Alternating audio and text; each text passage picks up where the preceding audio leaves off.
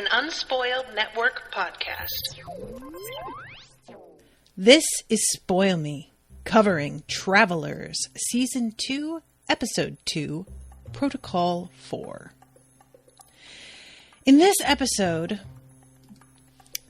so it seems like this faction that we had seen formed has begun to get more legs under it.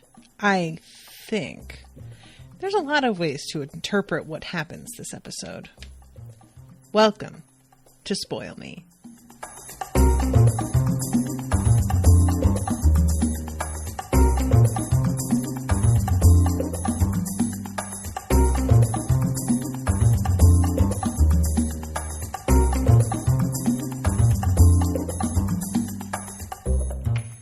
Welcome to the show, everyone. I am Natasha. First of all, thank you to Alison for commissioning this episode. And I want to let everybody know that just today, I finally got a commission for another Travelers episode. But it is not until the 28th, I believe, of July. So if you are interested in continuing this show, please consider sponsoring an episode, because that is such a long break before anybody commissioned it that it came very close to being canceled. I had my eye on it. And I really like the show. I do not want it to be canceled. But yeah, that's the only episode left, is the 28th of July. And after that, nothing's commissioned. So just wanted to let everybody know. This episode is one of those that, like, okay. This episode is a lot about relationships. It's just almost exclusively about romantic relationships. There's some Traveler stuff mixed in there, but it's very secondary. And I have to admit, I got a little bored during this one. Mostly, I think I got bored by Phillip's storyline, because we've seen this sort of thing already. Like, and I don't mean from this show. Phillip is an addict who basically is being, like, corrupted by a beautiful woman who gives him drugs and appeals to his, I won't say bad side, I'll say ethically gray side. And this is something that I feel is done a fair amount in TV, probably in books too, but I don't tend to read the types of books that this would happen in, where we have, like, the male addict who's, like, pitiable, but understandable and defensible. And then eventually a woman shows up to fully corrupt him. And she is the one that's, like, leading him down the path of something that's, like, maybe stronger or seems harmless but isn't. Any number of versions of this thing. And so I wasn't super impressed, because I want Phillip to find this stuff on his own. I saw already glimmers of him being willing to work outside the rules. And I would not be at all surprised if eventually he gets to the point where he is willing to do that again. We have it here that he seems to have sort of, like, learned his lesson, but I don't, like, Phillip has such a conscience that I could definitely see a situation like this coming up yet again for him.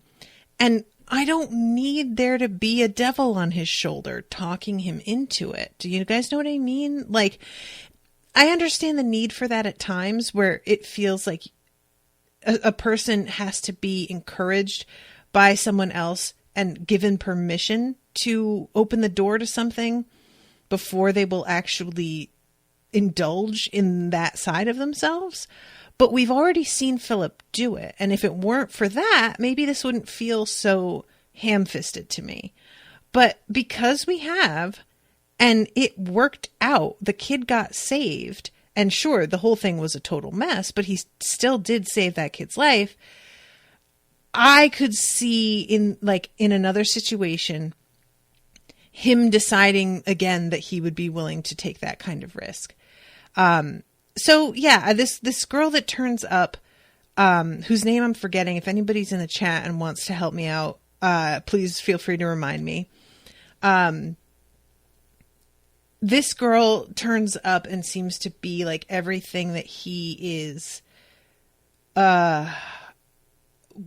She embodies what he kind of wants to do and is a little too afraid to do. And what kills me too is that he really doesn't give the thought to this that he should, because I am 1,000% certain that this girl was not sent to help him by the director. It is ludicrous to me that he doesn't suspect she is part of this like faction that we've heard people talk about. I mean, it's so obvious. She turns up with this thing that she says will wean him off heroin, but doesn't, like, it still has a drug-like effect, a euphoric effect that he doesn't know isn't as addictive as the heroin. And he doesn't even know what's in it. She just uses it herself to make him think that it's safe. And the thing about that is, like, you can use all sorts of things one time. We see her do it more than once, I guess. We do see her use it again. But, like, there is no guarantee, and somebody who's been using a hard drug should know. Just because somebody does a thing doesn't make it safe. And I just think I think she's part of this same faction, and that she heard about part of this group of travelers, one of them being willing to fly in the face of the director and assert that perhaps the director does not always know best. They figured out that his weakness is being an addict, and they primed her and sent her in to get him to go to the other side. And I mean, that seems incredibly obvious to me. I am very hopeful that this show is not going to continue too long with the charade in making me, like, in trying to pretend I don't know what's going on. And I don't really want him to get fooled much longer either, because Phillip is not unintelligent. And for him to be tricked by this, I don't really buy it. I really don't. Like, even taking into account all of the vulnerabilities that he has right now, of dealing with losing Marcy, of, dealing with his going into withdrawals, even all of that, I just don't see him. When we know that there's a faction, he has heard about this. If it weren't for the faction thing that we had all talked about, maybe not. Maybe he wouldn't get it. But now I feel like he definitely should see precisely what she is doing is what we have been told about them. And I can't really understand if this goes on longer than the next episode and we don't find out what she's really up to, I'm going to be annoyed. I'm just going to say it. And I had better not find out that she really was sent by the director to help him, because that is even more ludicrous than believing it. But yeah, I'm just going to deal with Phillip's whole storyline here and just go ahead. So he's at the NA meeting, and she comes up to him and tells him that she's a traveler. At first, she just seems like, another addict. And she seems like she's sort of hitting on him. And then she tells him that she is a traveler, that she has these drops that are, from the future that are meant to help with the withdrawals. And she tells him that she knows about the time that he went up against the director and did his own thing. And he gets a little suspicious and is like, how do you know that? And she's like, I'm from the future, which, I mean, that's a fair answer. And eventually she takes him to this conference basically that is being held by a white nationalist, a white supremacist. And it's a not hugely packed audience, but there's enough people there, probably maybe 100, maybe a little less, who are here to listen to this man talk about immigrants coming in to steal your jobs and ruin your way of life. And she doesn't tell Phillip why they're here. He gets very agitated once he realizes who this guy is. And he starts to try and get up and leave. And she stops him and convinces him to just stick it out for a couple of minutes. And he begins his speech, and then he pulls up the photos that are, you know, meant to be slides of probably a PowerPoint of some kind. And instead, they are photos of him when he was apparently with some sex workers. And I don't know if he allowed these photos to be taken, if they were taken as insurance by the workers themselves or what. But it is a series of really embarrassing photos. And this leads him, later in the episode, we find out, to killing his wife, their child, and then himself. And Phillip blames the girl, and I'm sorry, I'm forgetting her name. I feel like it was like something very boring, like Sandy or Joanna, or something that was like a very sort of like Jane, you know, basic name.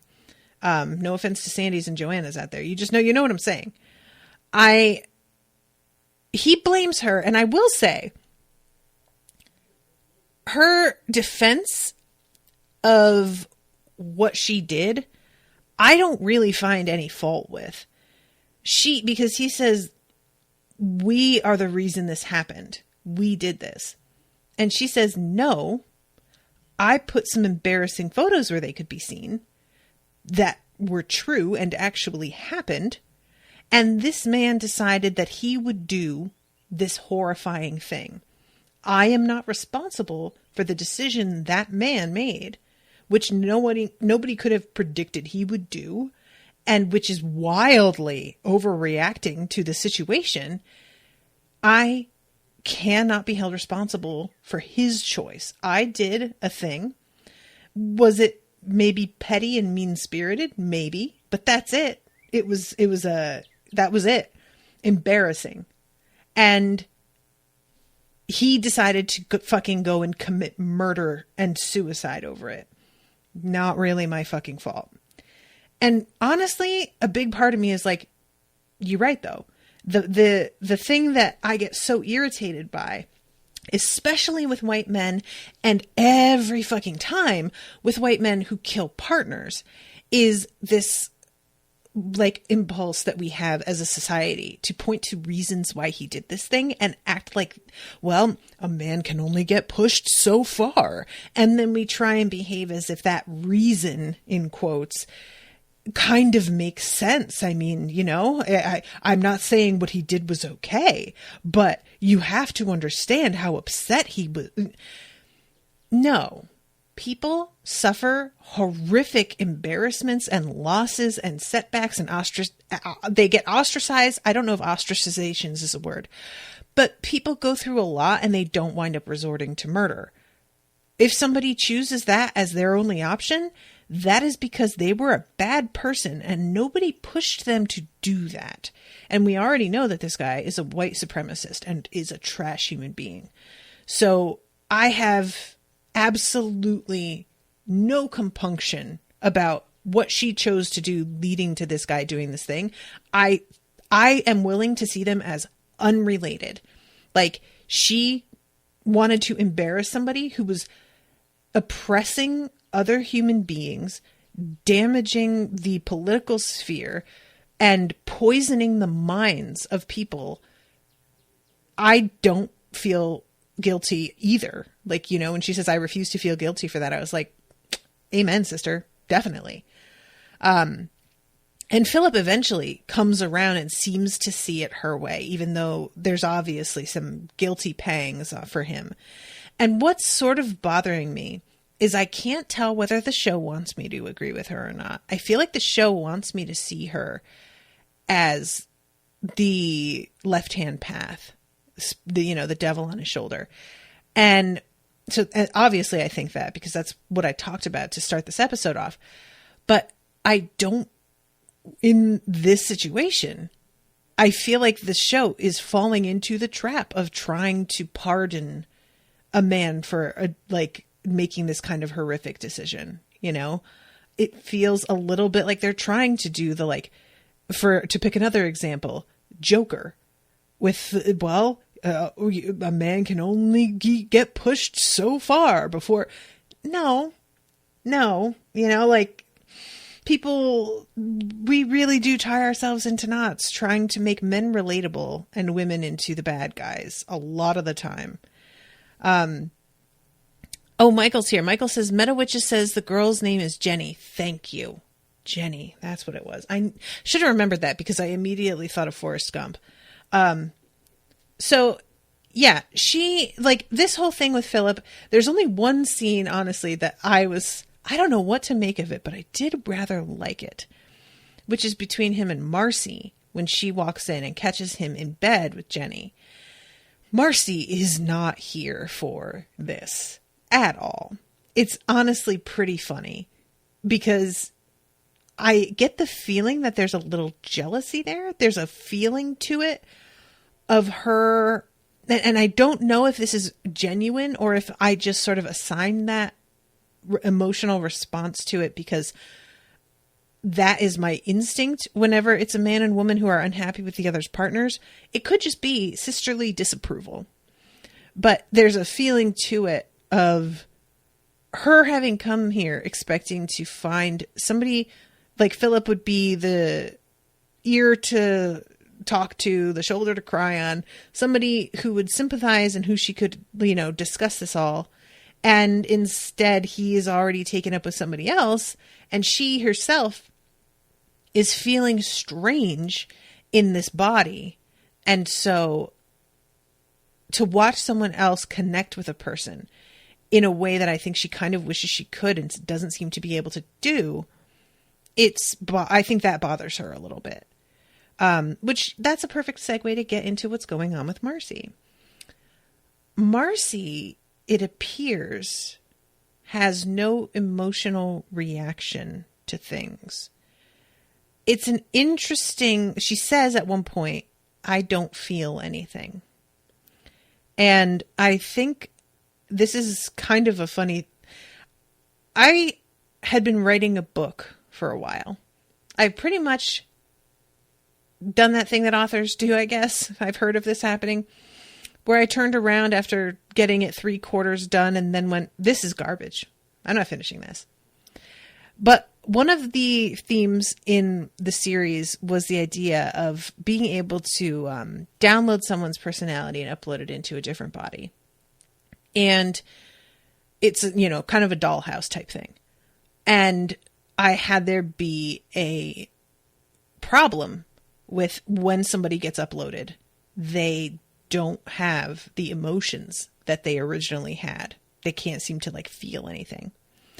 And that seems to be what has happened here with Marcy. And honestly, it is really understandable how somebody like Grace, and when I say Grace, obviously, I mean the traveler in Grace's body, how they could make that mistake and think that they were creating a perfect copy and they would forget about a pesky subjective thing like emotion. I don't know if somebody like Grace could even mimic emotion at all. Is there a way to program that? Grace just seems to have very abnormal reactions to things. She's clearly on a different wavelength from everyone else when it comes to empathy and just basic things like tact and social cues. So I feel like you could easily read it either way. Either it is emotion and that kind of connective like soul, I guess, of a person is not something that can be codified and installed like a program.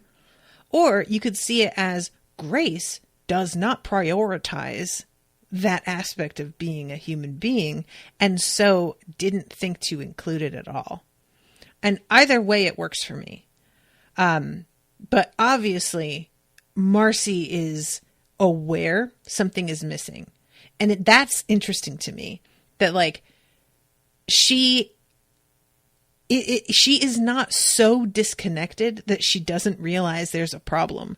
She's just not able to really do anything about it. And I wonder if that is something that can be fixed, if that is something that can be relearned, or if that is just missing now and is like an empty spot. I have no idea how they're going to handle that, but I find it very interesting.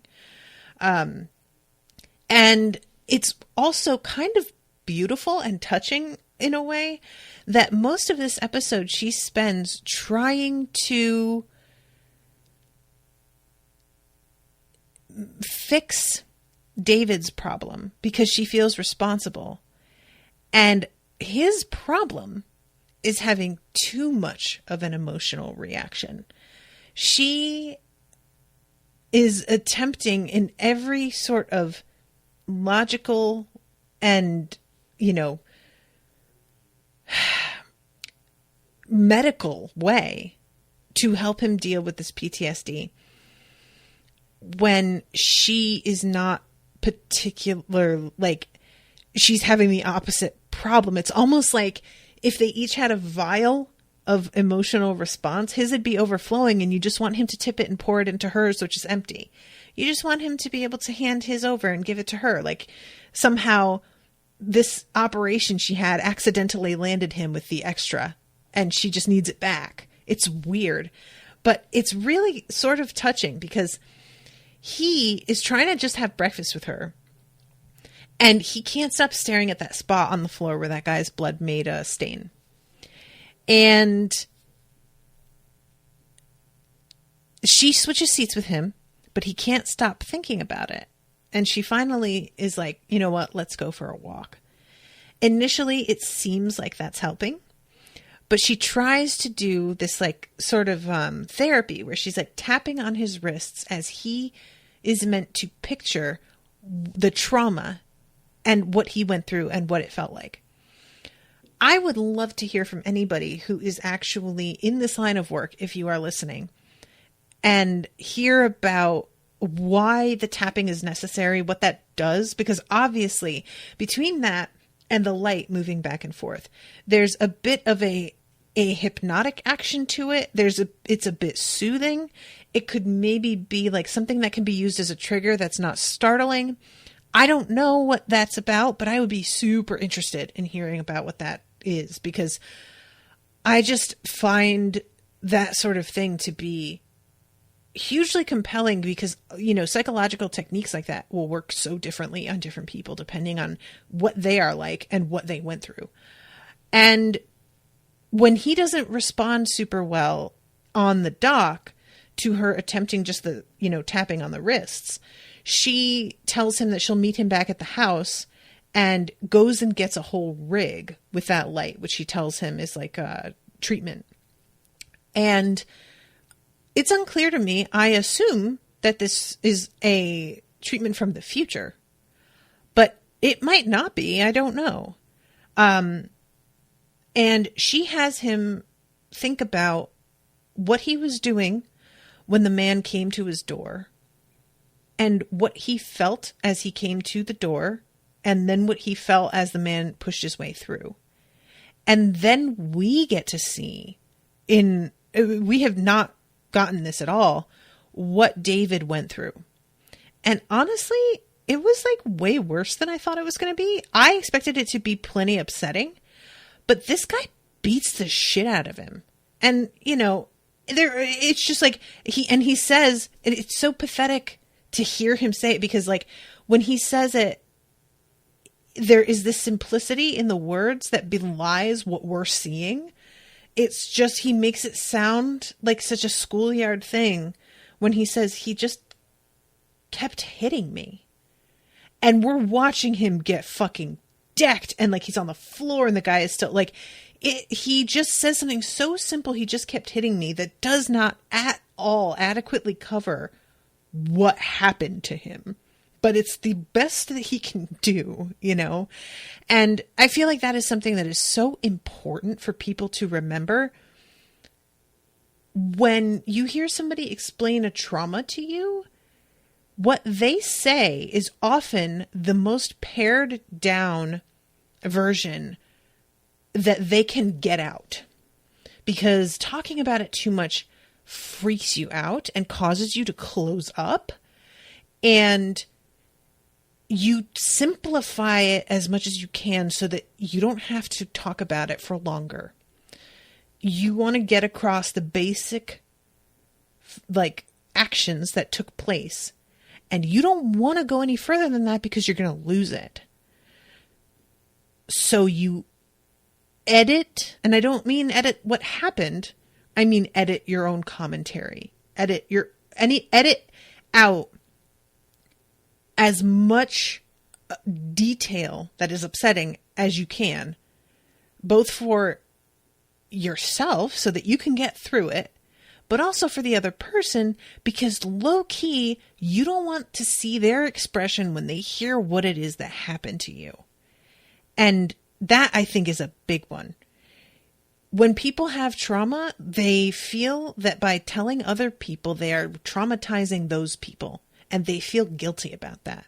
So they will pull back because they don't want to burden another person with hearing the full-on, unvarnished reality of what it is they experienced. And that moment where he just says, he just kept hitting me. And then you see how bad it really was. It really startled me. I didn't really think about what it must have been like. I figured somebody knocks on the door, he opens it, and then a gun barrel comes right through on his forehead, and he gets slowly led to a chair. I did not think that the person had resorted to this kind of act before they got him in place. So I feel like I much more understand. I understood already that David would have PTSD from what happened. I mean, if somebody gets shot right next to you, no matter who they are, or what else was going on, that shit happens, and you now have to continue to sleep and eat and watch TV in the place it happened. Yeah, that would fuck you up. But to know that he experienced this as well, it's more than just like being concerned for your own safety. It's also recognizing how completely helpless you were once that person got in and he wasn't able to defend himself, you know? And I can't help but wonder if this is going to lead to him taking some sort of self-defense class or figuring out how to shoot, maybe, you know, anything that kind of like gets him to a place where he feels like maybe if this happened now, it would go differently. He mentions selling the apartment, but it doesn't sound like he's interested in doing that by the end of the episode. I am unsure about how I feel about that. Part of me thinks he should, because I don't blame him for not wanting to live where this happened. But on the other hand, I do think that sometimes that sort of like action right after something happened will give you the false feeling of progress regarding your trauma and dealing with that trauma. And it'll make you feel like you've really gotten over it. And it's not until something else happens that you realize it was only delayed. So I kind of want him to stay because I feel like he needs to deal with that in a more real way than he would if he just left. Because it really takes several tries on Marcy's part to even get him to accept this treatment. It's not something that like he is super open to or even thinks is real when she starts. And even as they get into it, he gets upset enough that he comes out of this sort of like state that he's in and he has a very strong reaction. So she has to try, you know, she tried that. Then eventually she just brings home weed and is like, how about this? And that's the one that he's like, all right, yeah, I could see that. And while that's a completely valid thing, I don't feel that self-medicating is always a net negative. I, for example, drank more right after my dad died, and I did not descend into alcoholism. You know, sometimes you just need a little something to get you through, and that's how you are able to come back from that. And weed is not particularly addicting. Like, so I totally get him liking this plan, but also I'm like, I hope that you still deal with this shit though. Misty says it's absolutely a therapy modality now, supposed to help your brain get unstuck by stimulating alternate sides. Interesting. That's interesting. Okay. I'm interested in more of that. I have so many questions I want to ask, but nobody cares. Okay. So pretty much I feel like I've covered what's going on with Marcy. The last thing that we see her do once she gets to Phillip's place, because, well, it's not Phillip's place, it's like Ops, but he's the only one that's actually sleeping there. She decides to stay while she looks for her own apartment and sort of leaves David in the lurch. And I feel really bad about this, guys. David is in love with her, and he finally just tells her that, because he's panicking. She's moving out. And I was so hopeful that she would reconsider, but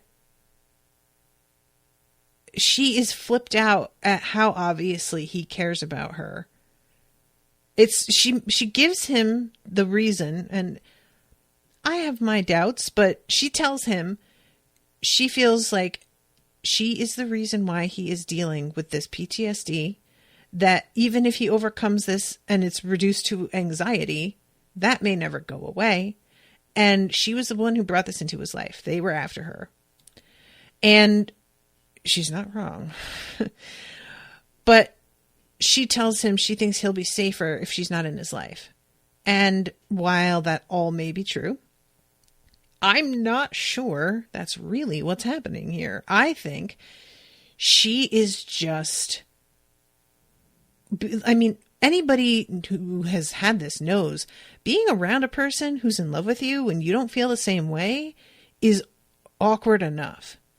Being around someone who is in love with you when you don't feel the same way, but you used to and don't remember, and that was like another life you lived, that's something that I don't think any of us has gone through. And that must be super fucking weird. There's a constant expectation, and you are a constant disappointment as this person watches and hopes that you are going to remember, and you keep not doing that.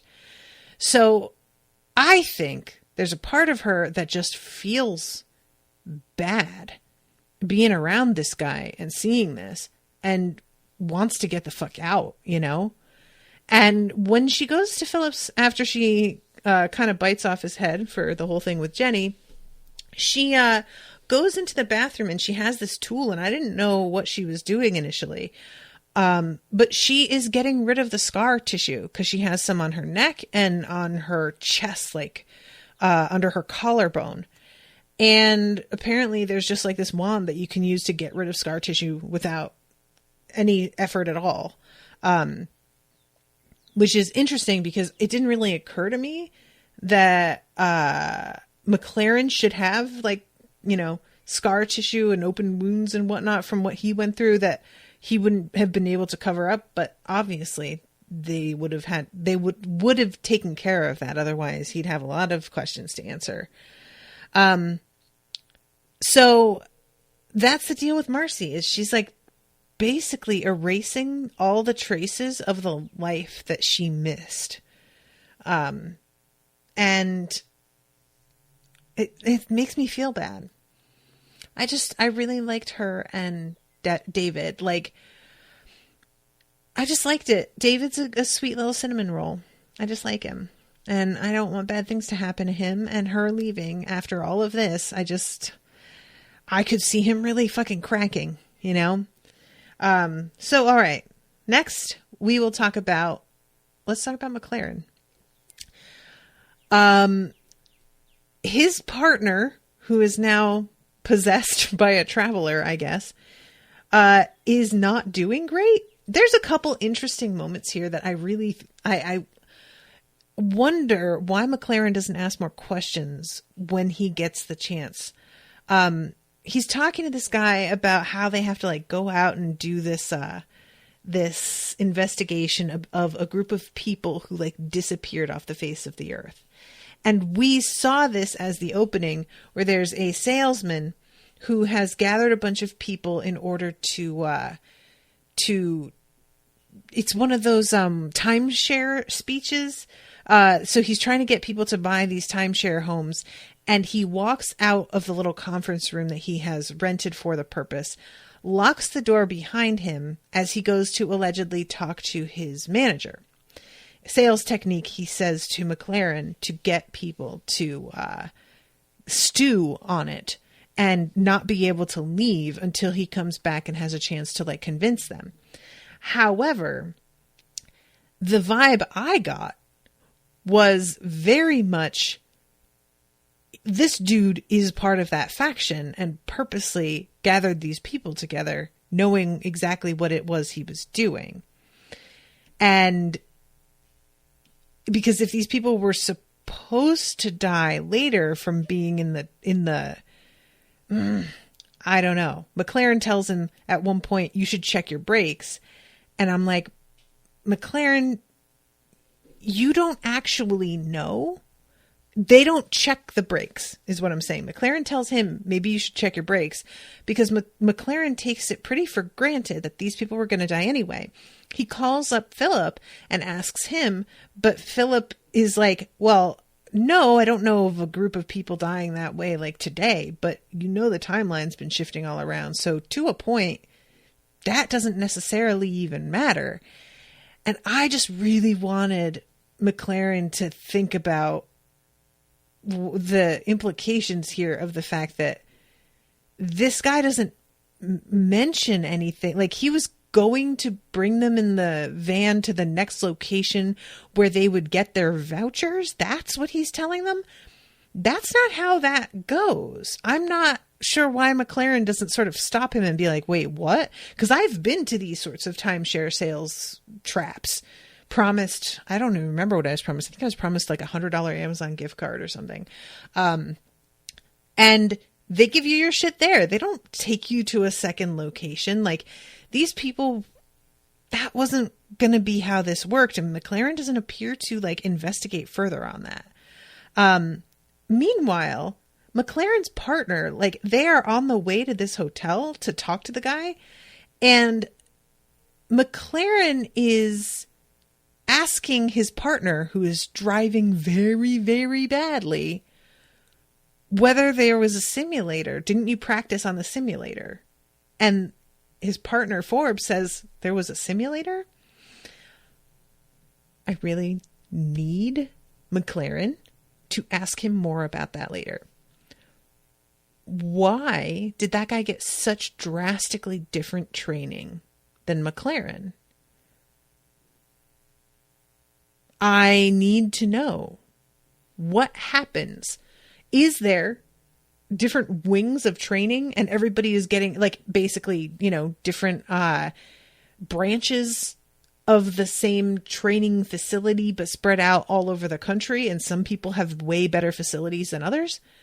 Or has there been such a giant shift in the timeline that now travelers don't have the equipment that they had when McLaren was trained?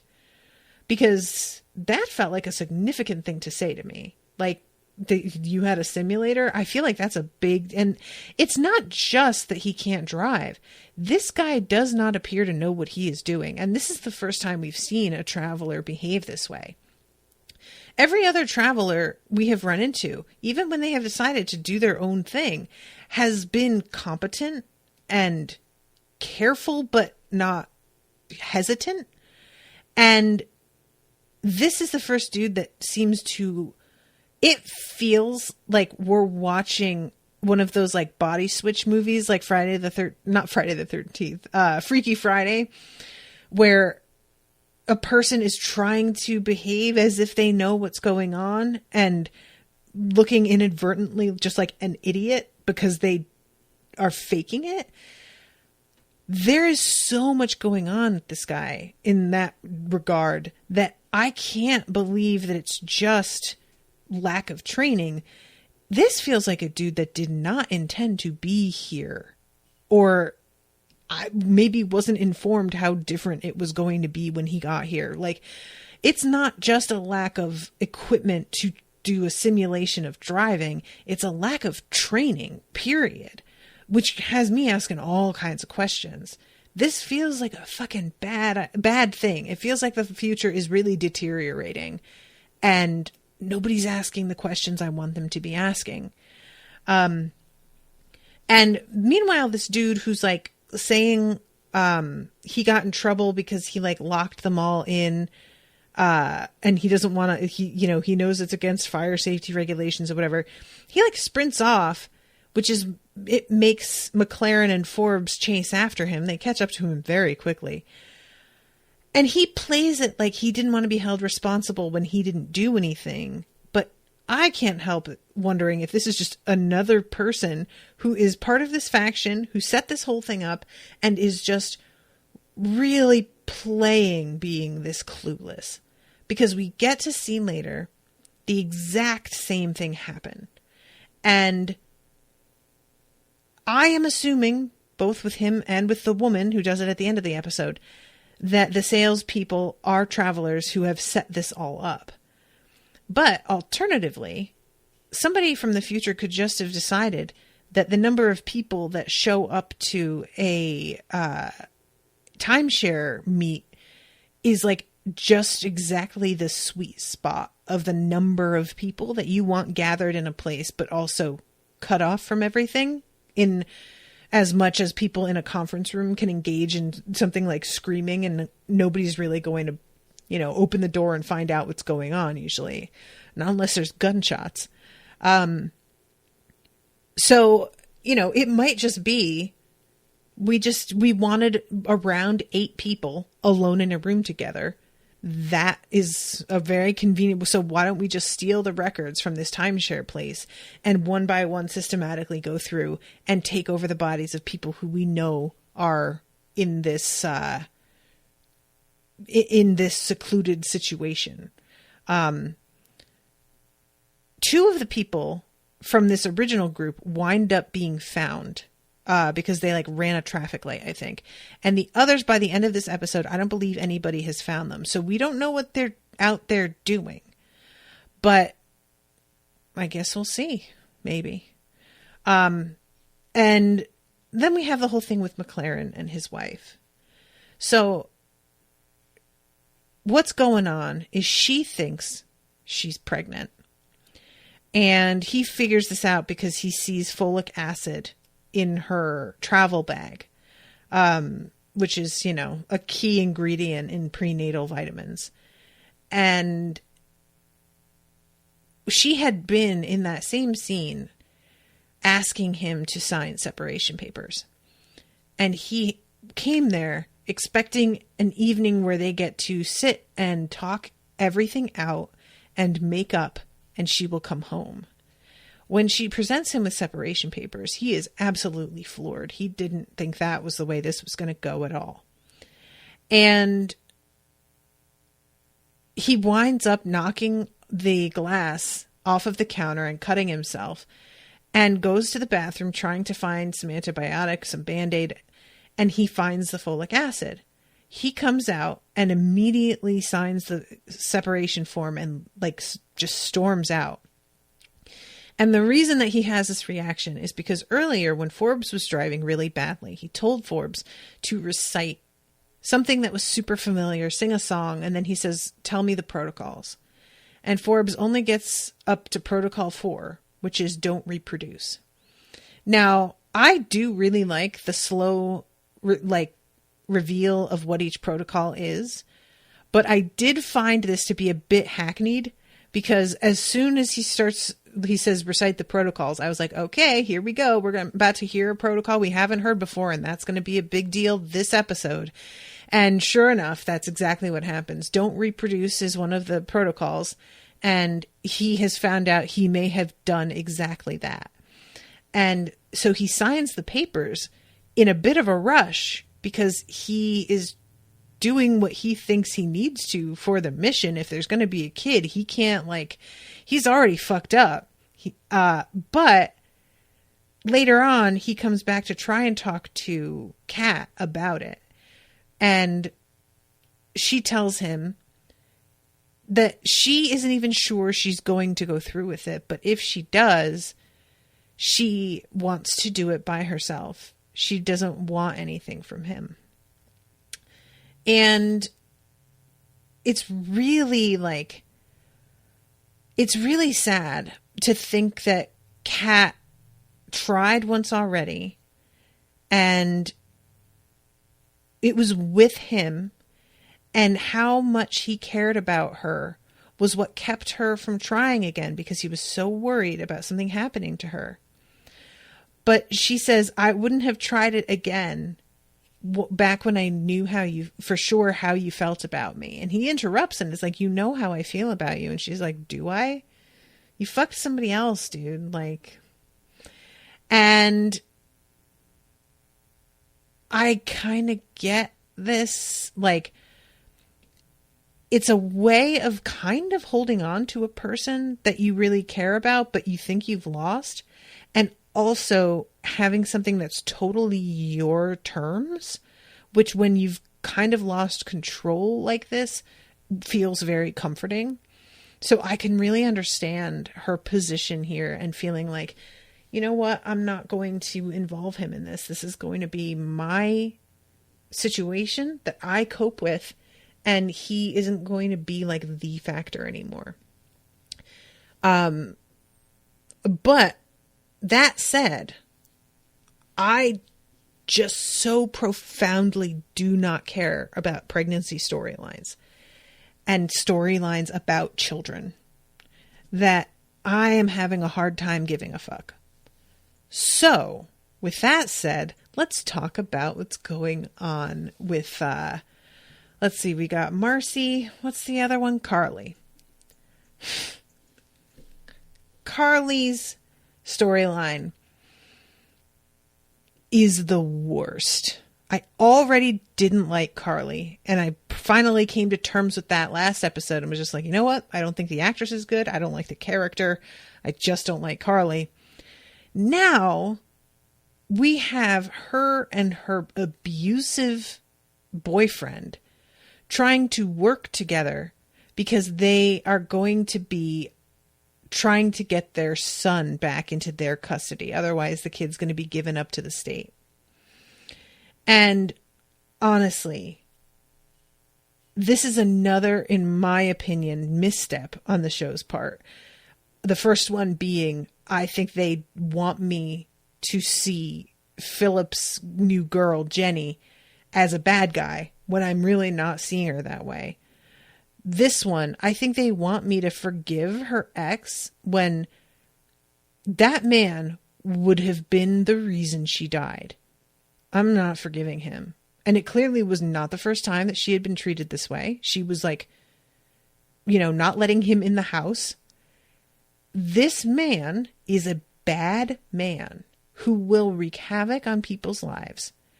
And I do not at all want to be presented with him as a good guy that now I'm rooting for at all. I am not interested. And this is one of those things that, like, in the past, I would have seen men who were portrayed as both. I would have seen that as like, oh, well, you know, people are complicated, and it's, you know, you get to see all the facets of what makes up a person. I have no tolerance left anymore. This is part, like, Owen was watching The Sopranos the other day, and I had this gut rejection of it. It's about gross, privileged, abusive men who hurt and take advantage of everyone around them. They are bad people. I don't care what happens to any of them. I am not interested.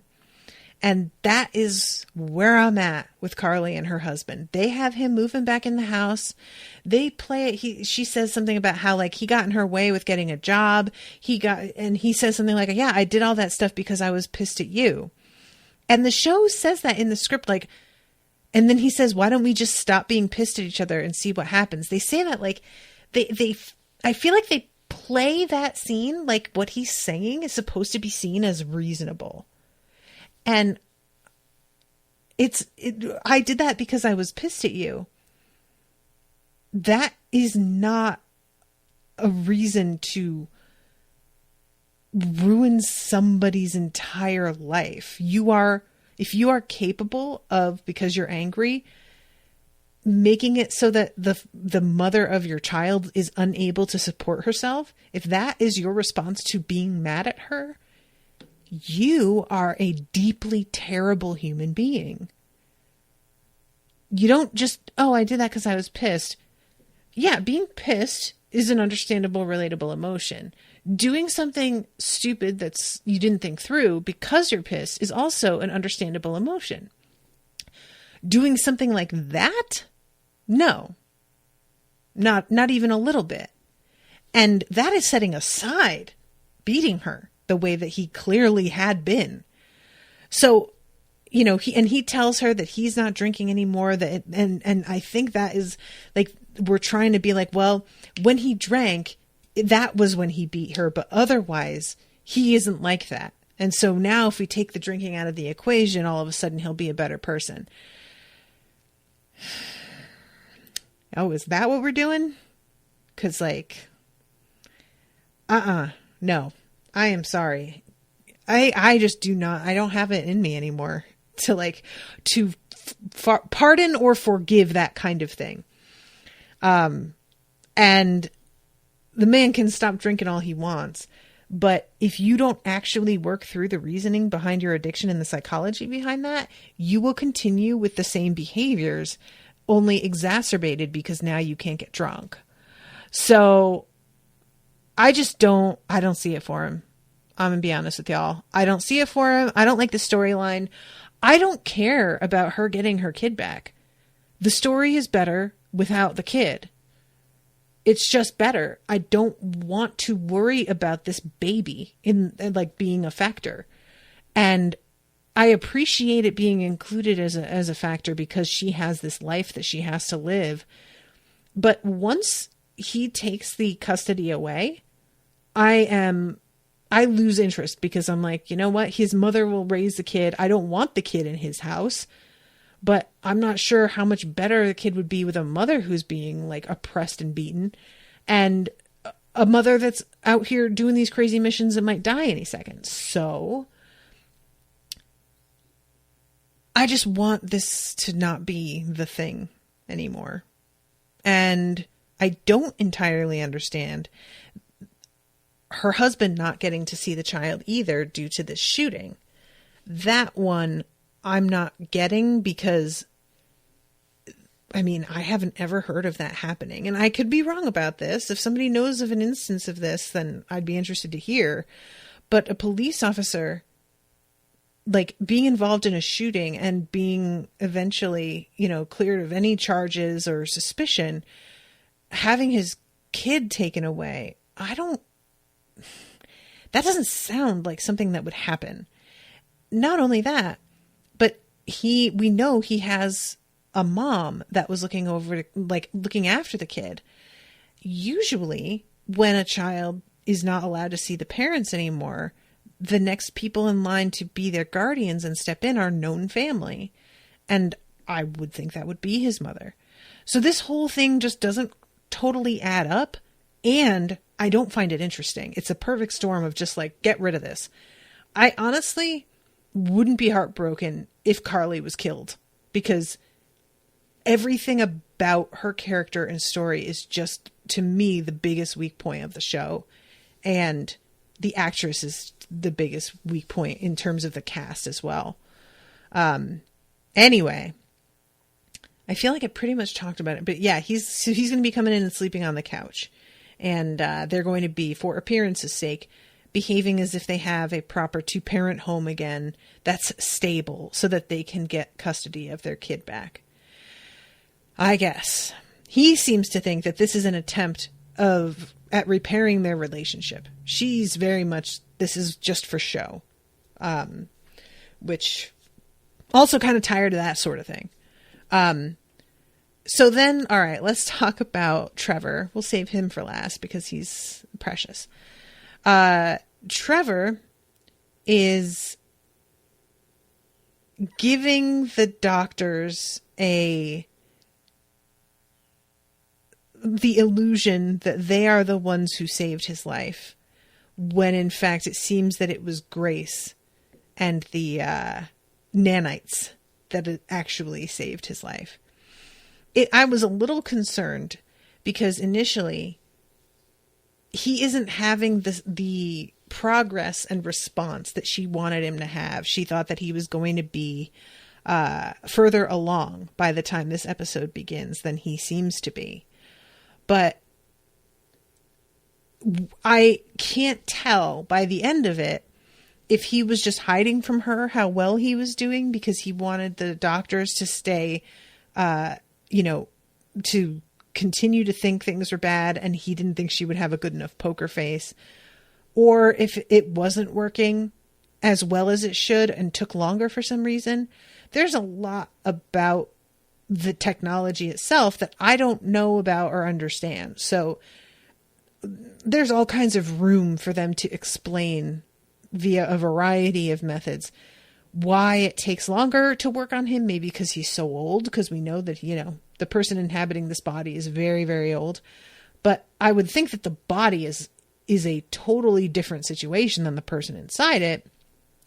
Maybe the nanites don't cope well with some sort of maybe disease that he has that he hasn't been diagnosed with, some sort of blood disorder, any number of things. But he gets visited by his girlfriend who is trying to give him a hand job in the damn hospital bed. And he has to put a stop to it. And then he eventually gets visited by a doctor who is really excited at the progress he's making. And obviously so looking forward to getting to call his parents and give them good news.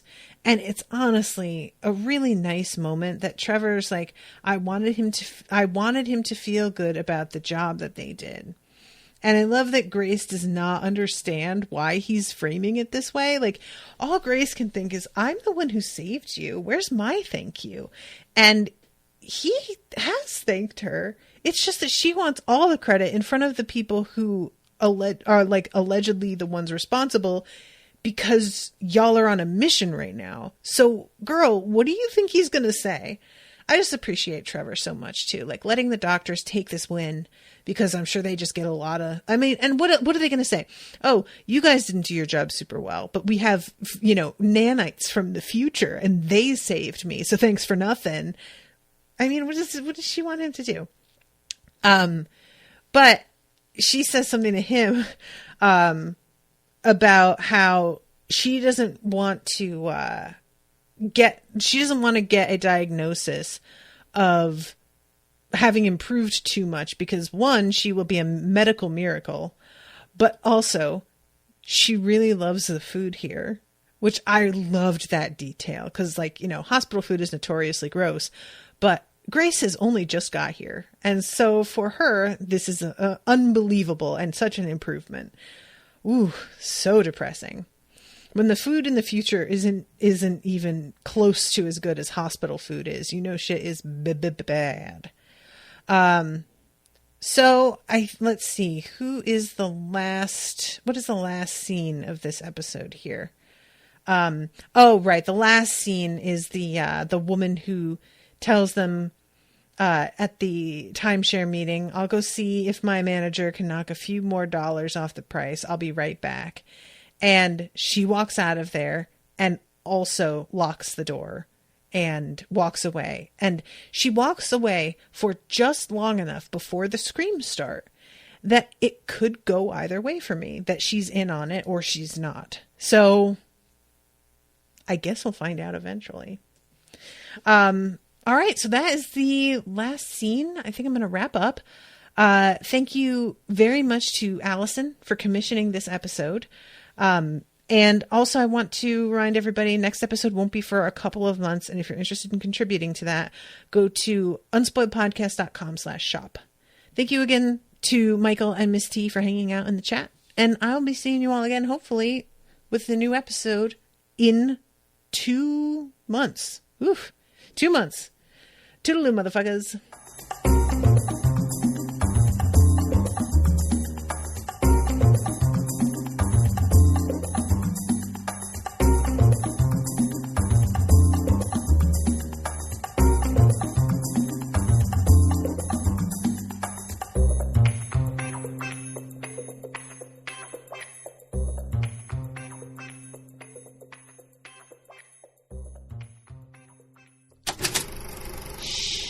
That was an Unspoiled Network podcast.